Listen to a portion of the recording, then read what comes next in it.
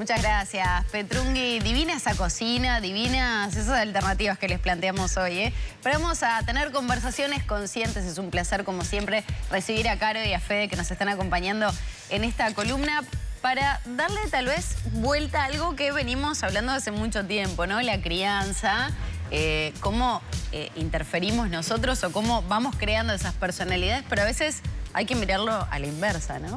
Cómo ellos, en esa crianza, nos enseñan a nosotros. A ver. Está buenísimo, Maggie, lo que traes, porque en general hablamos mucho de cómo los padres influimos en la vida de los hijos, ¿no? De qué hacer para que ellos se desarrollen sanos, para que vivan felices, para que tengan las herramientas y habilidades para la vida.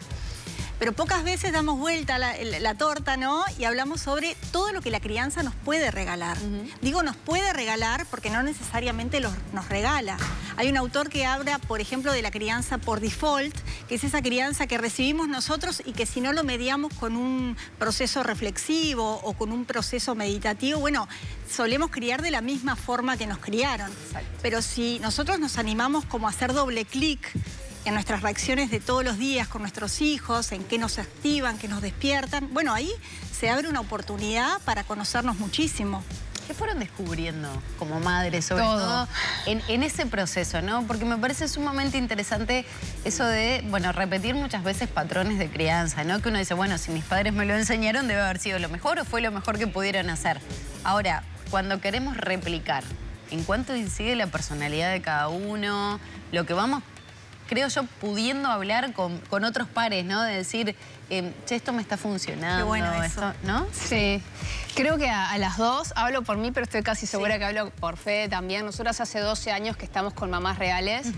Y arrancamos hablando de la transformación como más cotidiana y material que nos traía la crianza, ¿no? El caos en la casa, los horarios que yo me acostaba, laburaba 15 horas, me acostaba a las 12, 1 todos los días, y el niño te empieza a regular horarios, empezás a prestar atención a qué comés, cómo comés, los ritmos, ¿no? Naturales. Por un lado hay como un acomodo, como un cambio como muy de la vida cotidiana, ¿no? De las cosas que hacemos todos los días, y por otro lado que fue como que el que más nos impactó a nosotras, y creo que por eso también nos metimos en las profundidades, ¿no? En las sutilezas de la maternidad, que tiene que ver con todo el cambio, como la conciencia hasta psicológica de por qué somos como somos, por qué amamos como amamos, por qué reacciono como reacciono cuando mi hijo me pide que me quede quieta y paciencia, y de repente si yo no tuve eso es muy difícil que lo dé, y en realidad en el momento lo que te sale por default es no tener la paciencia ¿no? Y entonces, bueno, ¿cómo laburo eso para ser ese padre presente que quiero ser para mi hijo? Capaz que lo tuve, no lo tuve siempre, ¿no? La crianza, en realidad esto de los niños nos devuelven como el espejo de lo que somos. Son un espejo como muy fiel de cómo nos criaron a nosotros. ¿Y cómo afecta eso? La personalidad de los padres, madres y padres, ¿no? Cuando la crianza afecta directamente a nuestra vida cotidiana, a nuestra personalidad y nos interpela. Mucho de lo que somos hoy tiene que ver con esos niños que fuimos. O sea, no nacimos de un repollo. Tiene que ver con esos niños que fuimos. Y hemos desarrollado determinados mecanismos de adaptación para poder sobrevivir, para tener la necesidad más básica, que es estar pegados a mamá y papá. Entonces, en ese camino muchas veces desobedecimos algunas cosas que nos salían naturalmente para no poner en amenaza como el apego con nuestro mamá y papá. Y con todo eso, con todas esas creencias, con todas esas imágenes, con todas esas ideas que fuimos formando a partir de cómo respondieron nuestros padres cuando éramos chiquitos, especialmente en las necesidades que íbamos empezando a tener, con todo eso, que un autor le llama como la lógica privada, con todo eso llegamos a la crianza de nuestros hijos. Y es obvio que nuestros hijos, como decía Caro, nos espejan cómo somos en lo afectivo, cómo somos en lo emocional, cuáles cosas nos faltan desarrollar, qué cosas quedaron sueltas por ahí. Me quedaba pensando en todo lo bueno que puede ser eso. Pero también cuando hablamos de espejos, es duro. Hay cosas que duelen, hay cosas que pueden ser muy duras. ¿Cómo convive eso? Es difícil. Mira, a mí una de las cosas que me trajo, y creo que se puede identificar mucha gente, es darme cuenta de que yo vivía acelerada. Ajá. Porque los niños tienen sus ritmos, ¿no? Para dormir, para comer, para todo tienen como otros procesos que nosotros, en la medida que vamos creciendo, nos vamos acelerando. Mi hija, y esto es como una frase que me la dijo una vez y me dolió, íbamos subiendo la escalera, veníamos de la escuela y nos íbamos a otro lado. Apurate, apurate, le digo. Y mamá me dice, mamá, soy una niña. Yo dije, claro. O sea, le estoy diciendo, apurate para subir la escalera, para cambiarte, para irnos. Y ahí dije, bueno, hay como despejan tu grado de aceleración, tu ansiedad. Y a partir de esto, hace unos años hablamos en pandemia con Carl Honoré, que es un autor, que es el que creó el elogio de la lentitud de su libro.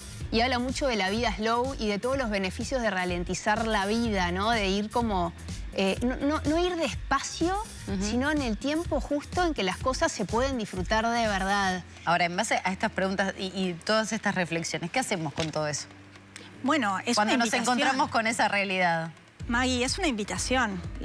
Vos la podés tomar o no, ¿no? Hay gente que prefiere vivir como más inconsciente. No sé si es una elección consciente, pero bueno, hay cosas que duelen mucho. Pero sí es una invitación para autoconocerte. Es una invitación para, como decía Caro, poner conciencia sobre las cosas cotidianas. Cómo como, cómo duermo, cómo respondo, cómo miro a los ojos, qué elijo activar en cada hijo, ¿no? Y hay otra cosa que con Caro siempre lo decimos, es que mucha gente dice, bueno, pero nadie nos enseñó a ser padre y madre. Y la verdad es que estamos mucho más informados de lo que creemos. Porque todos, creo que es seguro que fuimos niños. Y todos sabemos de qué manera nos sentimos respondidos, de qué manera nos sentimos como sintonizados, de qué manera nos sentimos amados. Entonces, ahí hay mucho para hacer doble clic, ¿no? Y acompañar a la crianza de nuestros hijos, porque nosotros fuimos niños y sabemos. Qué interesante eso, ¿no? Es re interesante. Que es una cosa básica que todos pasamos, por supuesto. Pero viste que está esa frase de que nadie nos enseñó. Pero vos fuiste niño. A ver, ¿cuándo te sentiste amado? ¿Cuándo te sentiste valorado? ¿Cuánto sentías que lo tuyo sí importaba? Es re lindo. A mí también me pasó como Caro, de que a mí cuando era... Tengo 4 hijos. El primer hijo de todos, cuando se equivocaba, se caía un vaso de la mesa, ¿viste? Cuando se peleaba con un hermano, se rompían las cosas. A mí me irritaba un montón. Y yo tenía la posibilidad, ¿no?, de seguir enojada o de empezar a darme cuenta que capaz, en mi propia crianza, capaz que equivocarse no era la opción. No era claro, no era la ecuación para aprender, ¿no? Y hoy sabemos que los errores son claves para aprender. O sea, hay que equivocarse un montón para aprender mucho. Y bueno, y eso nos invita a la crianza, si estamos dispuestos a verlo, ¿no? Siempre es una invitación. Eso mismo. ¿No? Porque se habla un montón y bueno, hay una frase sobre la crianza, ¿cómo es? ¿Responsable o sí, la crianza respetuosa?